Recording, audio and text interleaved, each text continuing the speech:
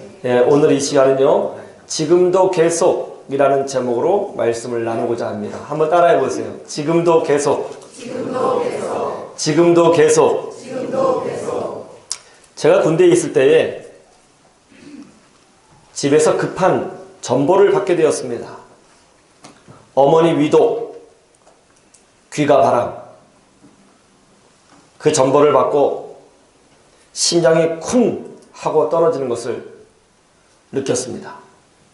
전화를 했더니 어머니께서 뇌졸중으로 쓰러지셨고 중환자실에 계시며 돌아가실 수도 있다는 이야기를 들었습니다. 부대에서 나와 집으로 가는 버스를 타고 가는 내내 한 번도 눈을 뜨지 않고 하나님께 기도했습니다. 하나님, 제발 살려주십시오. 제발 살려주십시오. 그때 제 마음이 얼마나 간절했는지 예수님이 바로 옆에 계시면 좋겠다. 그런 생각을 수천 번도 더 했던 것 같습니다. 예수님이 바로 여기 계시다면 우리 엄마가 당장 일어나실 수 있으실 텐데 예수님이 지금 여기 계시면 좋겠다. 이런 생각을 했어요. 혹시 여러분 중에는 예수님이 지금 여기 계시면 좋겠다. 이런 생각을 하신 적이 없으십니까? 예수님이 회당에 들어가셨습니다. 회당은 유대인들이 세운 오늘날의 예배당과 같은 곳이죠. 예수님은 꼭 회당에 들어가시면 강대상에 올라와 성경을 펴놓으시고 성경을 읽으셨어요. 그리고 말씀을 선포하셨습니다. 예수님의 가르침은 쉽고 재미있고 적용할 수 있었고 또 아름다웠습니다. 예수님이 가르치실 때는 어린아이로부터 시작해서 노년에 이르기까지 또 젊은 청년들도 기쁘게 그 말씀을 들었고 또 그 가르침을 즐거워했습니다. 너무나 쉬워서 어느 누구도 다 이해할 수 있었어요. 예수님은 이렇게 가르쳤습니다. 어떻게 살아야 되는가? 이 문제를 알려주셨어요. 하나님 앞에서 어떻게 살아야 되는가? 어디로 가야 되는 것인가? 무슨 선택을 해야 되는 것인가? 하나님의 자녀로서 우리 이 땅에서 어떤 길로 걸어가야 되는가? 그것을 매우 쉽고 재미있게 알려주셨습니다. 듣는 사람들마다 다 즐거워했어요. 또 예수님은 길에서도 천국 복음을 선포하셨습니다. 하나님 나라가 가까이 왔다. 어떤 사람이 물었어요. 예수님, 천국은 어떤 곳입니까? 그러자 주님이 이렇게 말씀하셨어요. 여기 지극히 작은 자도, 저기 초라한 자도, 권력이 없는 자도, 가난한 사람도, 비천한 자도 존귀 여김받는 곳이 천국이니라. 예수님의 선포에 사람들은 희망을 얻었어요. 살아갈 힘을 얻었습니다. 예수님은 하나님 나라가 이 땅에 임했다는 것을 증명해 보여주셨는데요. 그 증명이 뭐냐면 질병을 치유하는 것이었습니다. 각종 병자들, 간질병, 중풍병, 또 장애가 있는 분들이 예수님을 찾아오면 하나님 나라가 이 땅에 임했다는 것을 보여주시기 위해서 예수님은 병자를 치유해 주셨습니다. 내 믿음이 너를 구원하였느니라. 여러분, 오늘 본문 말씀은요, 예수님이 이 땅에 계실 때에 보여주었던 사역의 내용을 요약하고 있는 말씀입니다. 예수님의 지상사역, 3대 지상사역을 보여주고 있어요. 그것이 뭐라고요? 바로 가르치시고 선포하시고 치유하는 사역이었습니다. 예수님이 이 땅에서 세 가지 일을 하셨어요. 가르치셨고요, 선포하셨고요, 치유하셨어요. 한번 볼까요? 23절 우리 다 같이 한번 보죠. 함께 보죠. 시작. 예수께서 온 갈릴리에 두루 다니사 그들의 회당에서 가르치시며 천국 복음을 전파하시며 백성 중에 모든 병과 모든 약한 것을 고치시니. 예, 이것이 바로 예수님의 3대 지상사역이죠. Teaching, Preaching, Healing. 이것이 바로 예수님께서 이 땅에서 행하신 사역들입니다. 여러분, 저는 예수님께서 지금도 우리 교회를 통해서 이 예수님의 지상사역을 계속 이어나가셨으면 좋겠습니다. 여러분, 우리에게도 이것이 정말 필요하지 않겠어요? 정말 이 땅에 어떻게 살아야 되는지 주님의 가르침이 필요하지 않습니까? 오늘날 의료 기술이 많이 발전했지만 정말 주님의 치료가 필요하지 않습니까? 천국 복음의 기쁨이 우리 가운데 필요하지 않나요? 저는 지금도 여전히 이 21세기를 사는, 이 현대를 사는 우리에게도 예수님의 지상사역이 필요하다고 믿습니다. 저는 우리 교회에 그런 역사들이 계속 일어나기를 간절히 소망합니다. 그러면 이것을 위해서 우리가 어떻게 해야 될까요? 기도하는 거죠. 우리 교회를 통해서 예수님의 3대 지상사역이 계속 이어지기를 위해서 기도해야 되는 것입니다. 첫 번째, 우리는 이렇게 기도했으면 좋겠습니다. 길을 가르쳐 주소서. 한번 따라해 보세요. 시작. 길을 가르쳐 주소서. 예수님의 첫 번째 사역은 티칭, 즉 가르치는 사역이었죠. 무엇을 가르치셨을까요? 20세기 기독교 지성을 대표하는 인물 중에 프란시스 셰퍼 박사님이 있습니다. 저는 이분의 책을 읽으면서요, 야, 기독교 학자들 중에서 이렇게 탁월한 분이 있구나 하는 것을 처음으로 깨달았어요. 이 프란시스 셰퍼 박사는요, 문학적 지식, 예술적 지식, 역사적 지식, 과학적 지식, 성경적 지식, 사회 문화적 지식이 매우 탁월한 분이었습니다. 그는 이 세상 속에 숨어있는, 아주 교묘히 숨어있는 반성경적 문화가 무엇인지, 우리가 즐기고 있는 문학과 예술과 이런 모든 문명 가운데 어떻게 너무나 놀랍게도 그리고 교묘하게 반성경적인 것들이 감춰져 있는지 그의 책을 통해서 아주 집요하게 탁월하게 밝혀주고 있습니다. 그리고 이 세상 속에서 그러면 우리는 어떻게 살아야 되는가 하는 것을 제시해주고 있죠. 그래서 프란시스 셰퍼 박사가 쓴 책의 제목이 뭐냐면 How should we then live? How should we then live? 뜻이 뭐죠? 그러면 우리는 어떻게 살 것인가? 이 세상이 제대로 돌아가고 있는 것처럼 보이지만 사실은 곳곳에 마귀의 흔적들이 있고 반기독교적 문화들이 있고 우리는 알게 모르게 그것에 영향을 받고 있는데, 이것을 발견한 지금 그러면 우리는 어떻게 살 것인가? 이것을 말씀하고 있는 거예요. 예, 우리는 어떻게 살아야 될까요? 그러면 우리는 어떻게 사업을 해야 될까요? 그러면 우리는 어떻게 자녀 교육을 해야 되는 것입니까? 그러면 우리는 어떻게 인간관계를 맺어야 되는 거죠? 그러면 우리는 어떻게 진로를 결정해야 되는 거죠? 그러면 우리는 어떻게 신앙생활을 해야 되는 거죠? 그러면 어떻게 우리는 하나님의 자녀로서 선택과 결정을 해야 되는 것이지요? 어떻게 해야 될까요? 여러분, 이것이 우리의 질문 아닌가요? 우리는 늘 이 땅에 살면서 이런 질문을 하고 있잖아요. 무엇을 선택할 것인가? 어떤 진로를 할 것인가? 무슨 사업을 할 것인가? 내 자녀를 어떻게 가르칠 것인가? 어떻게 신앙생활을 할 것인가? 이런 질문 있지 않습니까? 우리는 늘 답답하죠. 무엇을 선택할지 고민이 됩니다. 어떻게 보면 정말 우리는 어린 양과 같죠. 오늘 한국 사회를 한번 보세요. 얼마나 많은 사람들이 방황하고 있습니까? 자기 인생에 대해서, 자녀 교육에 대해서, 삶에 대해서, 관계에 대해서 확실한 정답을 찾지 못해서 방황하고 있죠.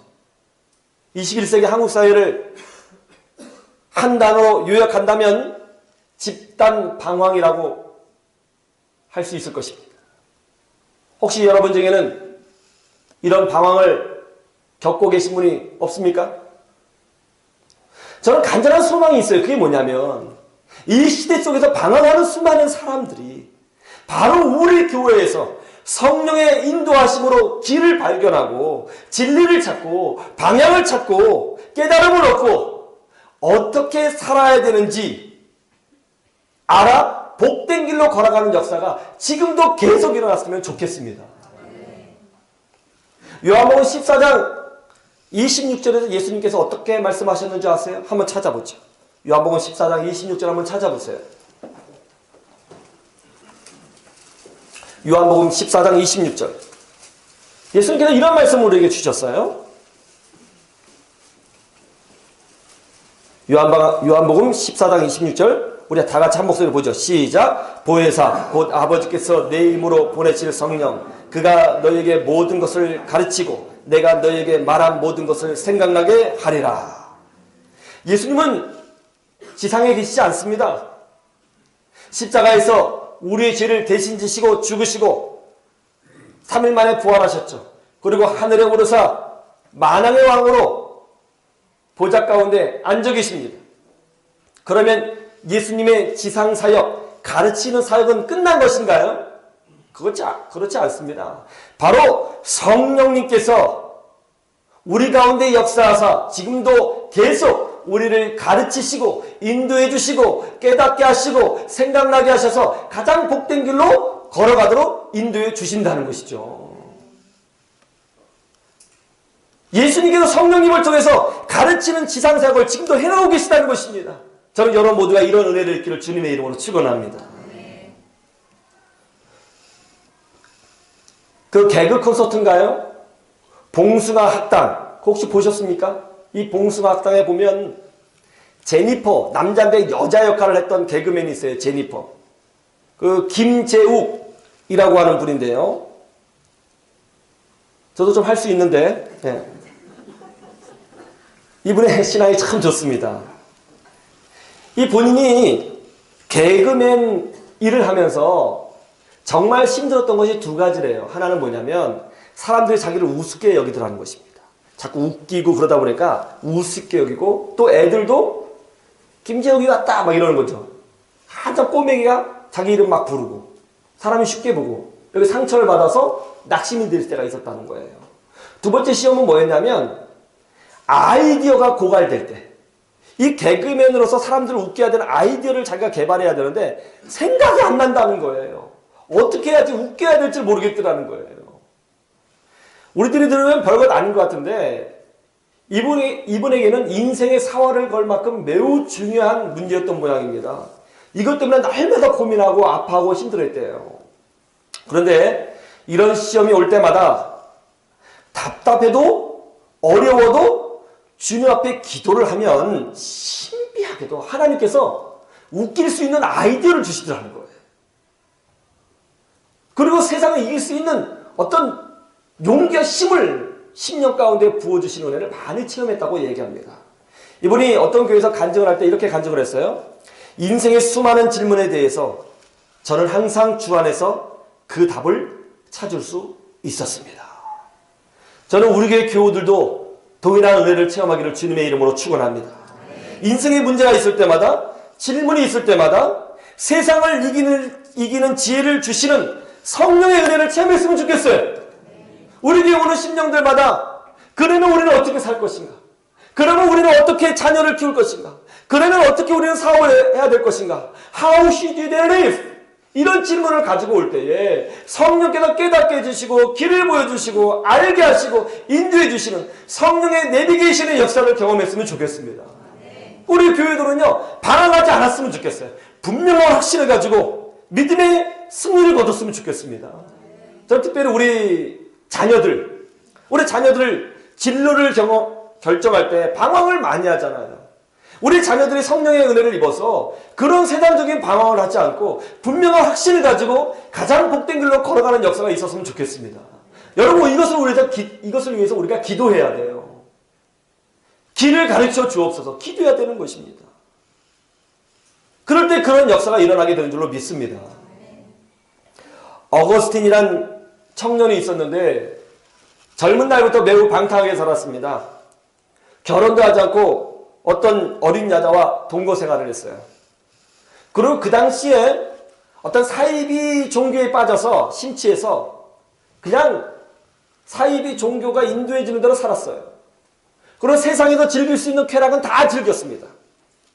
그냥 어디 유명한 술집에 가서 술을 먹고 춤추고 밤새도록 놀고 자기 마음대로 산 거예요. 본인은 이것이 잘못된 길을 가고 있는지를 몰랐어요. 이게 좀 놀라운 거죠. 왜냐하면 그 당시에 대부분의 청년들이 그렇게 살고 있었거든요. 남들이 그렇게 살고 있었기 때문에 이것이 잘못된 길이고 잘못된 선택이라는 걸 잘 인지하지 못했던 거죠. 남들이 그렇게 살고 있었기 때문에. 그런데 이 어거스틴의 어머니는 가슴이 다 타버렸죠. 그의 어머니 모니카는 기도하는 한 교회의 권사님이었습니다. 아들 낳고 주님 앞에서 금식하고 눈물을 흘려 날마다 기도하는 거죠. 하나님, 우리 아들 큰일 났습니다. 이렇게 살면 안 되죠. 하나님, 우리 아들 불쌍히 여겨 주옵소서. 날마다 기도했어요.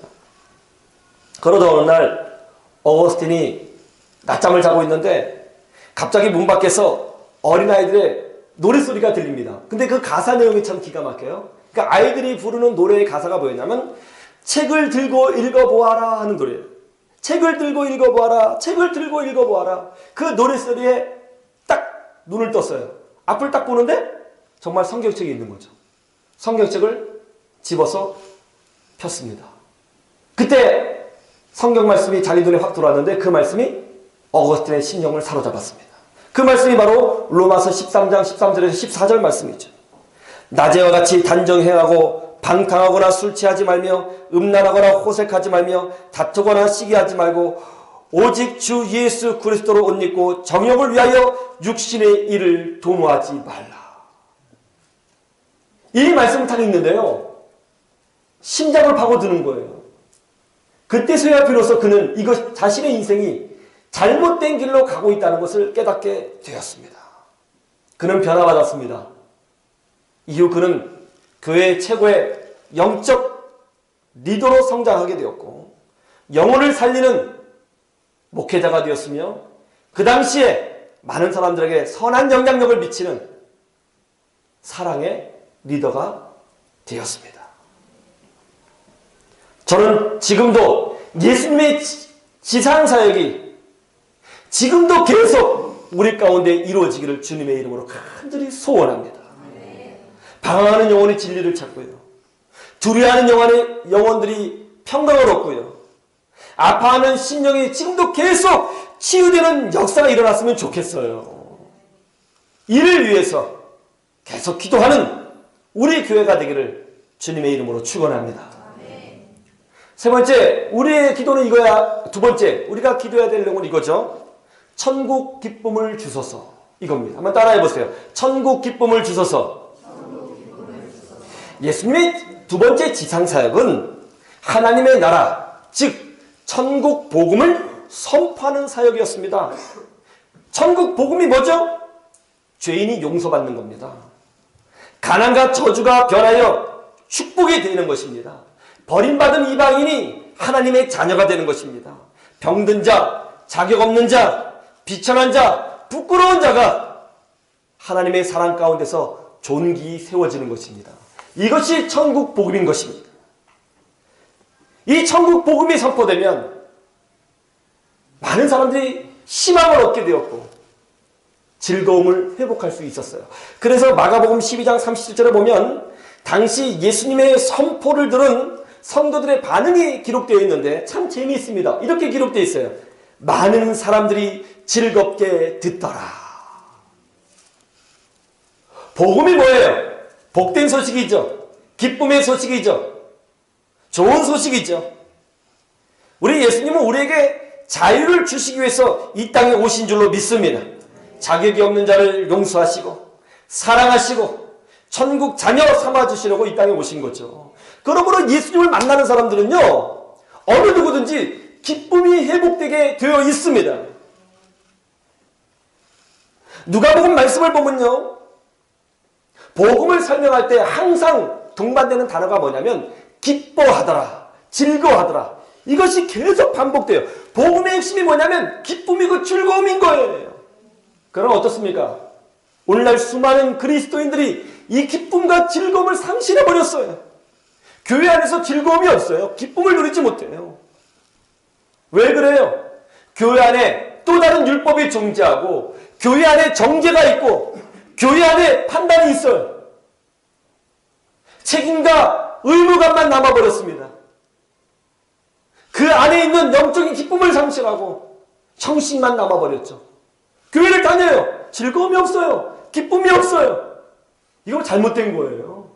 아니, 예수님을 믿는데 왜 기쁨이 없어요? 내가 신앙생활 하는데 기쁨이 없다. 그럼 영적으로 딱 보면요, 성경적으로 진단해보면 뭔가 지금 잘못되고 있는 거예요. 저는 우리 교회에 기쁨이 충만하기를 간절히 소망합니다. 예수님을 믿었는데 기쁨이 없다? 이거 안 되는 거죠.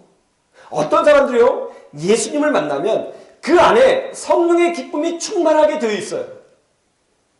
자기 마음대로 살던 그 삭개오도 예수님을 만나자 성경에 뭐라고 기록되어 있습니까? 저가 기뻐하며 즐거워하여 예수님을 영접하더라.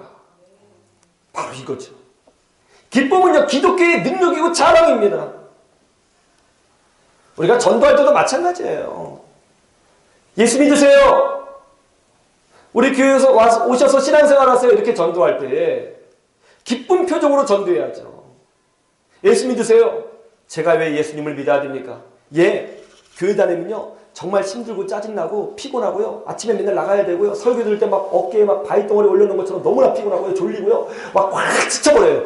예수 믿으세요. 교회 오겠어요? 예수 믿으세요.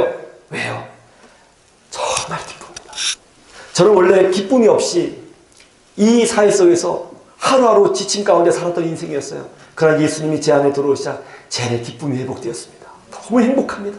감격이 있습니다. 힘이 납니다. 전 즐겁습니다. 지금 어렵지만 미래에 대한 소망이 있습니다. 희망을 노래합니다. 할렐루야. 그래야 교회 나오는 거죠.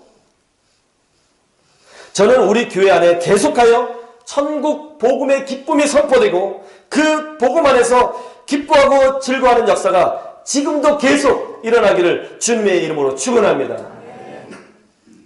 샘물 호스피스를 이끌고 계시는 원주희 목사님, 이분은 평생 죽음의 두려움 가운데 살았던 분이었습니다.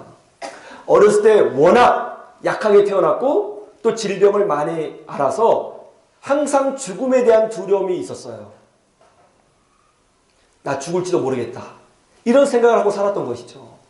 그래서 이분이 이 죽음의 문제, 이 죽음의 두려움의 문제를 극복하기 위해서 열심히 공부해서 중앙대학교 약학대학을 진학했습니다.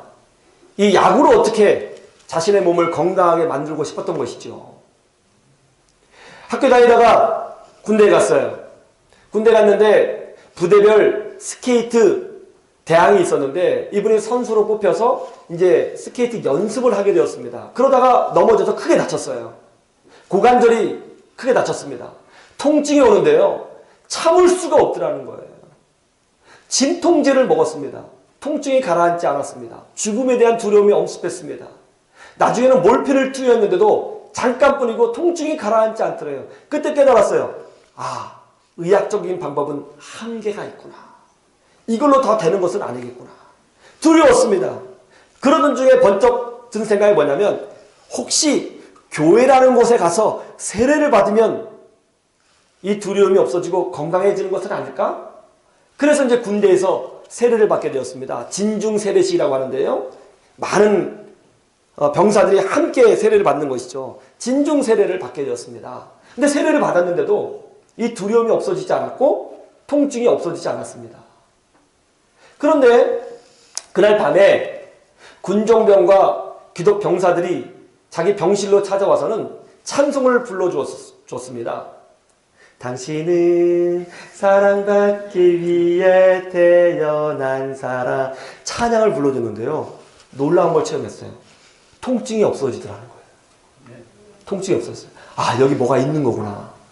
이 기독교에는 어떤 특별한 힘이 있구나. 그래서 예수님 믿기로 결정하고 이제 신앙생활을 시작했어요. 이제 학교를 졸업하고 약국을 개업했습니다. 이제 심차게 인생을 열어가려고 하던 차에 글쎄 이분이 폐결핵에 걸렸어요. 또 죽음의 위협에 빠지게 된 것입니다. 하나님께 화가 났습니다. 그때 든 생각이 뭐냐면, 혹시 기독교는 허구가 아닐까? 정말 하나님이 존재하지 않는데 괜히 우리가 그렇다고 믿어서 플라시보 효과를 누리고 있는 것은 아닐까? 그런 생각이 들었습니다. 기독교는 허구이겠다, 이런 확신도 들었어요. 그래서 이분이 그때부터 성경을 읽으면서 기독교가 얼마나 허구인지를 증명하고 해서 오만과 뜻을 다해서 성경을 연구하기 시작했습니다. 연구하고 또 읽고 또 읽고 옆에다 쓰고 또 쓰고 그러다가 살아계신 예수님을 만났습니다. 예수님 만났어요. 큰 은혜를 받았어요. 정말 살아계신 하나님의 권능을 체험했어요. 여러분도 말씀 가운데 살아계신 하나님 만나시기를 주님의 이름으로 축원합니다. 이분이 그 이후에 치유를 받았어요. 그러자 마음속에 기쁨이 막 넘치는데요. 얼마나 이 천국 기쁨이 넘치는지 이걸 이겨낼 수가 없다는 거예요. 그래서 이 기쁨을 증거하기 위해서 세운 것이 샘물 호스피스예요. 한국 최대의 호스피스 단체죠. 여러분, 저는 희망을 노래하는 교회에 있는 여러분 모두가 예수 그리스도 안에서 날마다 이런 천국 기쁨을 소유했으면 좋겠습니다. 인생 살다가 여러 가지 문제가 있고 아픔이 있고 낙심이 있겠지만 그럼에도 불구하고 우리는 그런 바람 속에서 노래할 수 있는 사람이 되어야 될 줄로 믿습니다. 그런 천국 기쁨이 여러분 가운데 충만하기를 주님의 이름으로 축원합니다. 우리가 기도해야 될 것 세 번째, 그건 이겁니다. 치유하여 주옵소서. 한번 따라해 봅시다. 치유하여 주옵소서. 예수님은 이 땅에서 세 가지를 행하셨죠. 가르치시고 선포하시고 치유하셨습니다. 지금도 계속 이 예수님의 지상 사역이 우리 교회를 통해서 지속되어야 되는 줄로 믿습니다. 예수님의 세 번째 지상 사역, 힐링, 즉 치유였습니다. 하나님 나라가 이 땅에 임했습니다. 그것을 어떻게 알죠? 예수님이 증명해 보여주셨어요. 그것이 바로 질병이 치유되고 귀신이 쫓겨나는 것으로 예수님이 증명해 보여주신 것입니다. 그래서 예수님이 가는 곳곳마다 귀신들이 소리를 지르며 떠나갔고 예수님이 가는 곳곳마다 병자들이 치유를 받을 수 있었던 것이죠. 저는 특별히 새벽마다 기도하는 것이 뭐냐면 우리 교회에 치유의 역사가 계속 일어나기를 위해서 기도하고 있습니다. 암 환자도 치유되고 육신에 알 수 없는 질병, 두통, 신경증, 신경통, 어떤 질병이든지 예수의 이름으로 날마다 치유됐으면 좋겠습니다. 특별히 오늘날은 마음의 질병이 많은 시대 아니에요? 자살하려고 하는 마음, 우울증, 낙심, 불면증, 이런 영혼의 질병까지라도 우리 교회를 통해서 다 치유받는 역사가 일어났으면 좋겠습니다. 이를 위해서 우리가 함께 기도했으면 좋겠습니다. 주여, 우리 교회에서 치유의 역사가, 예수님의 사역이 계속 지금도 이루어지게 하여 주시옵소서. 이렇게 우리가 한 마음으로 기도하면 응답해 줄 줄로 믿습니다. 지금도 공주대학교에서 성악을 가르치고 계시는 교수님 중에 백기현 교수님이라고 있어요. 백기현. 이 백신데요. 이분이 갓난아기 때에 사고를 당해서 척추가 크게 다쳤습니다. 그때부터 곱사등이 되었습니다. 곱추라고 그러죠. 곱사등이 되었어요. 허리가 구부러지고 가슴이 크게 나오고 등이 산처럼 솟은 거죠. 그런 모습으로 학교를 다니니까 아이들이 가만히 있을 리가 없잖아요. 맨날 놀리잖아요. 지나가다 툭툭 때리잖아요. 키도 성장이 잘 안 되니까 다른 아이들보다 작잖아요. 더 놀림감이 되죠. 상처를 안 받을래 안 받을 수가 없었겠죠. 이분이 이 상처를 극복하기 위해서 열심히 공부했습니다. 공부를 잘했던 모양이에요. 그런데 고등학교 음악 선생님이 목소리가 너무 좋다면서 성악을 한번 해보면 어떻겠냐고 권유를 하시더래요. 그래서 그때부터 성악 공부를 한 거예요. 공부해서 서울대 음대 성악과에 진학했습니다. 공부 잘했어요. 이제 성악가로서 자신의 인생을 펼치려고 그러는데요. 웬일이에요. 차라리 공부하면 좋았겠다. 그런 생각이 들었어요. 이 성악을 하다 보니까 이제 때때로 무대 위에 올라가서 노래를 불러야 될 때가 많잖아요. 예? 뭐 이렇게 오페라에 나가서 뭘 해야 되잖아요. 근데 곱사등이 되니까 안 시켜주는 거예요. 뒤에서 노래하라고만 하지 무대에 세워주지 않는 거죠. 항상 제외가 되는 거예요. 성악을 공부하고 노래는 공부했지만 써먹을 데가 없는 거예요. 늘 상처를 받았어요. 공부를 더 열심히 해서 또 논문도 잘 써서 공주대학교, 국립대학교죠. 거기 음대 교수가 되었지만 이 마음속에는요, 이 열등감, 상처, 아픔이 꽉 차 있는 거예요.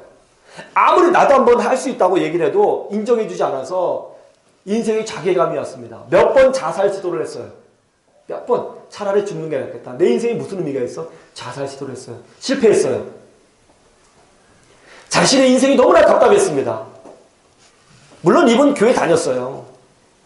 신앙생활 했습니다. 그런데 종교로 교회를 다닌 거죠. 여러분, 교회 안에는요, 종교로 교회를 다니는 사람도 있고요, 정말 살아계신 예수님을 인격적으로 만난 사람도 있어요. 이거 달라요. 저는 바라기는 우리 교회 모든 사람들은 예수님을 인격적으로 만나는 참된 그리스도인이 되기를 간절히 소망합니다. 이분이 종교인이었어요. 종교로 신앙생활을 한 거예요. 그 설교 들으면서 판단하고 비판하고, 또 설교하면 졸고, 교회 갔다 그냥 교회 가고, 뭐 그냥 한번 종교 행사를 치르는, 일주일에 한 치르는 그런 사람이었어요. 근데 워낙 자신의 인생이 답답하니까 자기 아내에게, 여보, 우리 한번 기도원이라는 데 한번 가봅시다. 나 미칠 것 같아. 그렇게 말을 했대요. 그래서 기도원에 가게 되었습니다. 기도원에 갔더니 정말 사람들이 많이 모였대요. 사람들이 많으니까 사람들이 다 자기 등만 쳐다보는 것처럼 느껴졌습니다. 그래서 이 등을 가리고 싶어서 어디 등을 가리고 앉을 수 있는 데가 없을까 하다가 이 기둥 있죠? 기둥 사이에 등을 대고 이렇게 숨듯이 앉아서 이 예배를 드리게 된 거예요. 그런데 그때 목사님께서 설교를 하실 때에, 여러분, 이 시간 십자가를 바라보십시오. 십자가를 바라보는 심령들마다 치유될 줄로 믿습니다. 이렇게 선포를 하셨대요. 그 본인이 그 말씀을 듣고 십자가 이렇게 쳐다보는데 갑자기 이 옆구리에서 바람이 휙 불더랍니다. 이게 뭐지? 누가 만졌나? 좌우를 돌아봤더니 아무도 없더라는 거예요. 그것도 다시 두 번째 십자가를 쭉 보는데 아까보다 좀 더 강한 바람이 휙 불어오더래요. 이게 뭐지? 하고 느꼈어요. 또 세 번째 십자가 이렇게 보는데 마치 선풍기를 틀어놓은 바람이 계속 휙 불어오더래요. 이게 뭐야? 이상하다, 이게 뭐야? 하는 느끼는 그 순간에 갑자기 입에서 막 기도가 튀어나오면서 눈물이 막 나오더라는 거예요. 그동안에 자신의 받았던 그 서름, 원망, 한, 아픔이 막 기도를 통해서 막 튀어나오면서 막 기도가 막 나오더라는 거예요. 그래도 막 눈물이 막 나더래요. 그렇게 열심히 갑자기 자기도 모르게 기도하고 있는데 갑자기 손이 이렇게 쓱 들리고 이쪽 손이 쓱 들리면서, 그리고 고개가 뒤로 제쳐지면서 막 몸이 막 뒤틀려지더랍니다. 뼈가 막 휘는 듯한 느낌을 받았어요. 야, 큰일 났다. 내가 이러다가 잘못되는 거 아닐까? 이래서 막 두려워하고 있는 차에 마음속에서 하나님의 음성이 들렸습니다. 아들아, 두려워하지 말라. 내가 지금 너의 등을 펴고 있는 중이니라. 완전히 허리가 펴지는 기적을 체험했습니다. 이번에 학생들한테 지금도 강의하고 있는데요, 예전에 곱사등의 사진을 보여주고 자신의 딱 펴진 등을 보여줍니다. 얼마나 열정적으로 간증하고 있는지 몰라요. 여러분, 저는 이분의 간증을 들으면서 이런 생각했습니다. 하나님, 우리 교회도 이런 일이 있게 하여 주시옵소서. 우리 교회도 예수님의 이 지상사역 중에 치유의 역사가 계속 일어나게 하여 주시옵소서. 저는 여러분 모두가 정말 건강했으면 좋겠습니다. 한 명도 아픈 사람이 없었으면 좋겠어요. 정말 예수 안에서 기쁨을 회복하고 은혜를 누리며 신앙생활을 했으면 좋겠습니다. 그게 제 기도 제목이에요. 그래서 저는 이 시간 여러분의 모든 마음의 질병, 원망, 아픔, 상처가 치유되기를 주님의 이름으로 축원합니다. 또한 가정의 상처가 치유되기를 주님의 이름으로 축원합니다. 또한 어떤 질병이든지 예수 그리스도의 능력으로 치유되기를 주님의 이름으로 축원합니다. 그래서 우리도 지금도 계속 예수님의 3대 지상사역을 누리고 경험하는 우리 모두가 되기를 주님의 이름으로 간절히 소망합니다. 소망합니다. 할렐루야.